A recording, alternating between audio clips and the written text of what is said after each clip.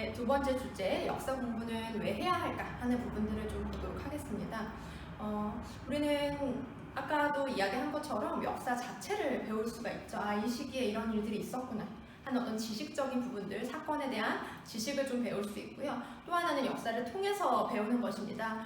이러한 사건이 일어났으니 이러하게 하면 안 되겠구나, 혹은 이렇게 했더니 이러한 결과가 나왔으니 우린 이렇게 해야겠구나 라는 것들을 역사를 통해서 배울 수 있는 것이죠. 그래서 역사 공부는 중요한데요. 좀 주제별로 볼까요? 동화 내용은 조금 뒤에서 볼 건데 유럽이랑 우리나라 동화 내용은 조금 달라요. 근데 왜 그런 배경이 됐을까 하는 것들도 이 나라 역사나 문화나 지리적인 내용들을 알지 못하면 선뜻 이해가 되지 않는 부분들이 있어요. 그다음에 또 기독교 국가들에서 왜 할로윈 파티를 할까?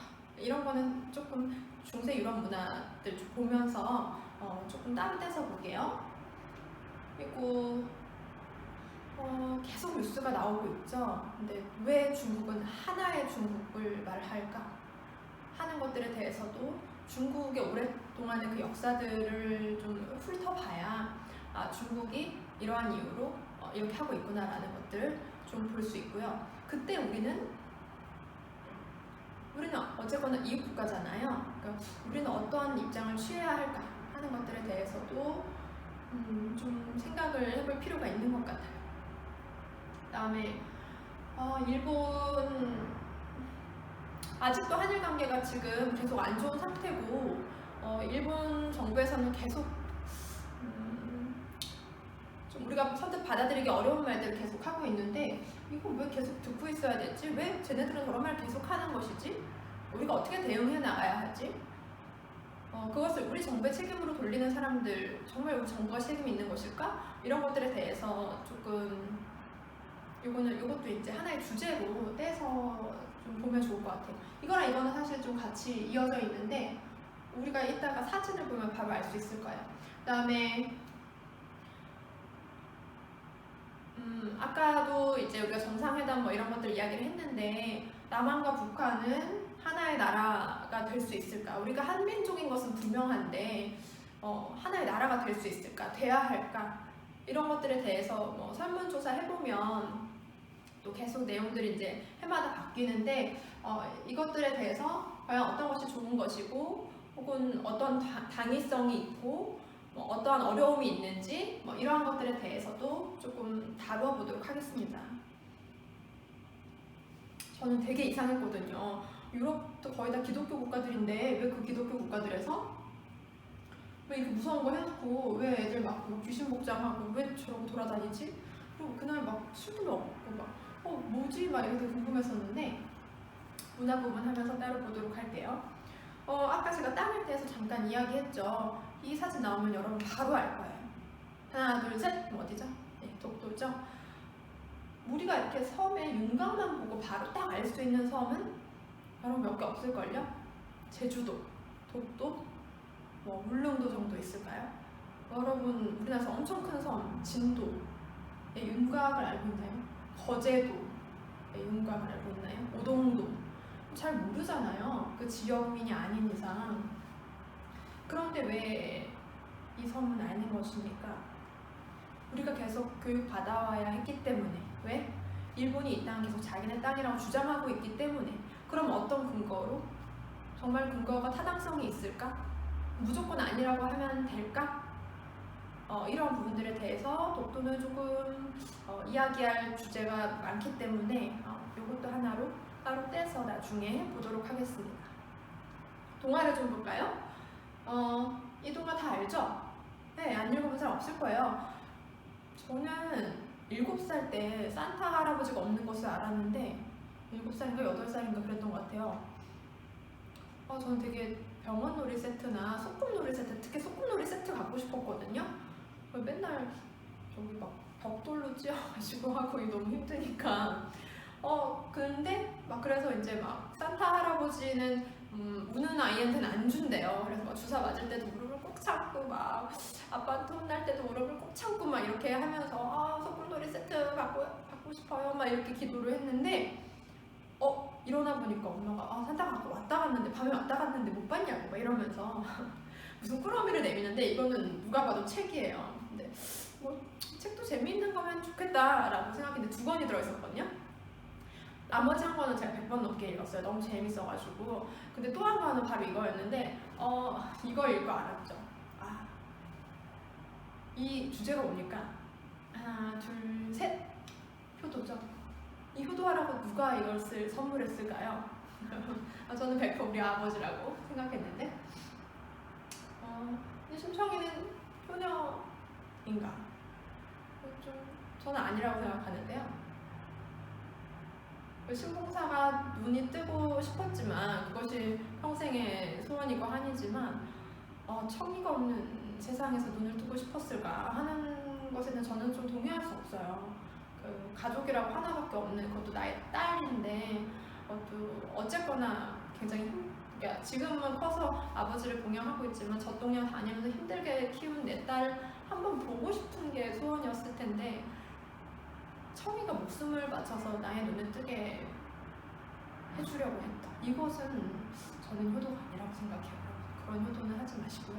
아무튼 홍보전의 교훈 뭐죠? 그렇죠. 착하게 살자. 이건요. 이것도 뭐예요? 똑같죠. 착하게 살면 복을 받고 나쁘게 살면 벌을 받아. 우리나라 동화는 거의 대부분 이런 내용들이고요. 또 유교윤리와 관련된 것들, 아까 나온 효도 같은 거 이런 것들이 많아요. 이 사회에서 가르쳐주고자 하는 것, 어린이에게 이야기하고 싶은 것을 동화에다 많이 심는단 말이에요. 근데 중세 유럽의 동화라든지 이런 것들 보면 내용이 조금 다르거든요. 로빈후드 이야기 되게 많아요. 로빈후드는 도둑이에요. 돈 많은 귀족들을 막 이렇게 때리고 이렇게 해가지고 이렇게 물건을 훔쳐서 이렇게 돌려주는 이런 로빈후드는 굉장히 사랑을 받았었다라는 것. 그리고 황금알은 아니 원래 거위죠. 거위를 이거 동화 뭘까요? 지금 얘가 훔쳐오고 있는데 얘 이름 뭘까요? 잭이에요. 잭과 콩나무예요. 잭과 콩나무를 읽을 때 여러분 누구의 입장에서 읽었나요? 저는 잭을 응원하면서 읽었거든요. 어떡해 거인이 알았어 내려오고 있어 빨리 배버려 뭐 이런 입장에서 읽었는데 나이가 들고 나서 보니까 좀 이상한 거예요. 얘는 남의 집에 들어가서 그 집 제일 큰 보물을 훔쳐온 거예요. 혹은 이것이 보물이 아니라고 할지라도 여러분 내가 키우던 우리 집 강아지나 고양이나 뭐 닭이나 이런 거를 누가 훔쳐가고 있다고 생각해봐요. 근데 우리 집 걔가 막 우는 거야. 거위가 우는 거야. 그럼 당연히 잡으러 가지 않겠어요? 그럼 거위는 그냥 막 잡으러 오죠. 잡으러 오니까 얘는 빨리 내려가서 어떻게 해요? 이 나무를 베버려요. 그러니까 죽이려고 의도했던 것은 아닐지도 모르나 어쨌거나 거위는 그 콩나무와 함께 쓰러지면서 죽습니다. 대박. 2019년에 만약에 이런 사건이 일어났다면 어떻게 보도될까요? 최근 찬양받아 마땅한가요? 어떻게 되죠? 막 뉴스 헤드라인에 뭐 충격, 엿새 아동이 누구네 집에서 황금알 낳는 거위를 훔쳐 막 이렇게 하고 막 소년의 죄명은 무엇인가, 가택 침입 및 특수절도, 심지어 살인까지 뭐 이렇게 막 나오겠죠. 누구를 비난하겠어요?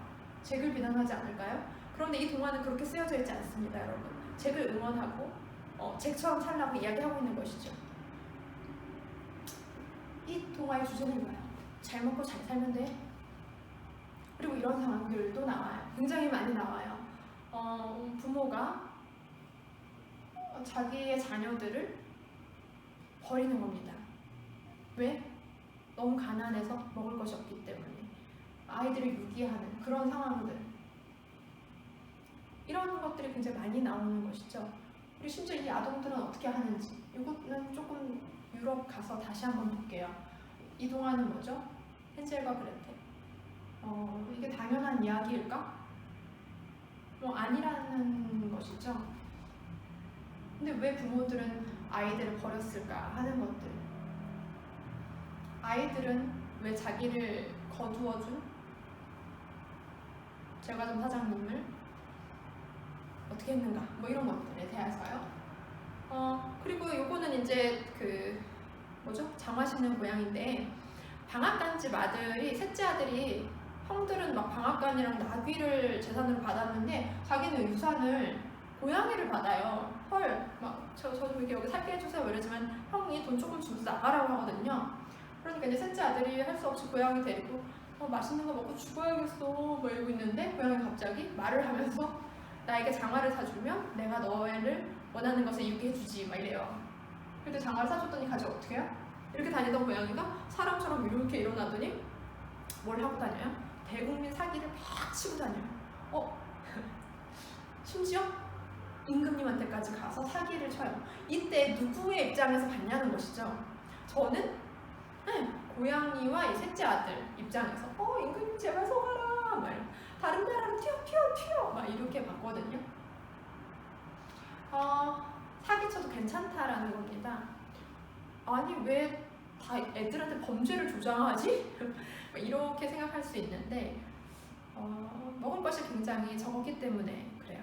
그러니까 그나마도 먹고 살기는 뭐 어디나 힘들었겠지만 그나마도 조금 먹을 것이 있으면 아이들한테 좋은 것을 가르치게 되지만 내가 이기적이지 않으면 굶어 죽는 상황이 되면 아이들에게 살아남으라고 가르쳐야 하는 것이죠. 그러다 보니까 유럽의 동화들은 이런 동화들도 물론 착하게 살아야 된다는 동화도 많이 있어요. 근데 이런 동화들도 있다라는 것입니다. 이거는 뭐 여러 가지 이유가 있는데요. 하나는 뭐냐면 무엇을 먹는가 하는 거예요. 그래서 아시아에서는 주로 이제 쌀을 먹죠. 쌀은 이 곡식들 중에서 나달이 제일 많이 열리는, 그래서 이제 면적당 그 재배해보면 제일 많은 양이 나오는 곡식입니다. 근데 밀은 그렇지가 않아요. 그리고 이게 또 농사를 계속 지을 수 있는지 그 땅에서 그런 문제들도 조금 있어요. 그리고 얘는 그냥 바로 뭐 보정을 우리가 좀 하긴 하지만 바로 밥으로 먹을 수 있는 반면에 얘는 또 이제 가루를 내서 빵으로 먹게 되는데 아무래도 인구 부양력은 쌀이 더 높습니다. 그런 이유들도 있을 수 있고요. 그래서 세계 인구 순위 여러분 한번 검색을 해보세요. 당연히 1위는 중국이고 2위는 인도인데요. 14억, 13억 뭐 이런 인구는 물론 여기는 면적도 넓어요. 근데 면적이 거의 비슷한 미국은 3억이 조금 넘습니다. 그러니까 아시아 쪽이 훨씬 인구가 많죠. 인구 부양력이 높은 부분들도 있다라는 거, 쌀이. 그리고 여기 이제 쌀 먹는 나라들이 되게 많이 있고요. 그다음에 조금 특징적으로 이거 좀 여러분들 교양으로 알아두면 좋을 것들. 4위는 인도네시아예요. 2억이 넘는데 2억 한 7천만 정도 되는데 우리가 이슬람교인이 가장 많은 국가, 이슬람교인의 인구가 가장 많은 국가는 어딜까? 라고 질문이 나오면 보통 학생들이 이라크요, 이란이요, 사우디아라비아요 이렇게 대답하거든요. 아니에요. 어디냐면 인도네시아예요. 왜? 인구가 일단 너무 많아. 인구가 2억이 넘기 때문에 그리고 이제 그 이슬람교를 믿는 비중이 높아서 인도네시아가 정답입니다. 요거는 교양으로 좀 알아두시면 좋을 것 같아요. 밀을 먹는 것도 있지만 또 어떤 부분이 있냐면 얼마나 많이 이제 거둬들이는가 하는 것이죠. 우리는 농민이라고 불렀고 소작농은 있지만 농민이라고 불렀는데 중세 유럽은 농노 이렇게 부르잖아요. 땅에 얽매여 있고 그다음에 이제 이런 뭐 대장간이나 방앗간이나 이런 모든 것들을 이용하려면 다 모든 요금을 이제 내야 되고 또 세금도 굉장히 많이 걷어갖고 뭐 이러한 문제들 때문에 그러니까 수확량도 다르지만 조세나 뭐 여러 가지 국가 정책이나 이런 부분들에서도 이런 것들 때문에 이제 로빈 후드는 사랑받고 동화의 내용은 아이들에게 그냥 열심히 먹고 살면 돼, 그냥 먹고만 살면 돼, 살아남어, 이러한 부분의 동화들이 나올 수밖에 없었다는 것이죠. 그래서 유럽 동화를 읽으면서 얘는 뭐야, 인성 쓰레기, 이렇게 하면 안 되고 우리가 그 지역의 역사, 문화, 지리에 대해서 좀 이해하면 그 사람들을 이해할 수 있구나 라는 것들, 그리고 역사 공부하면서 그냥 내용만 달달달 외우는 것이 아니라 누군가를 좀 이해할 수 있게 되는 그렇게 좀 저변이 넓어진 그러한 내용들 좀 됐으면 좋겠어요. 네, 그리고 기대하는 얼굴로 제3주제 역사를 어떻게 볼 것인가 하는 부분들을 우리가 뒤에서 같이 보도록 하겠습니다.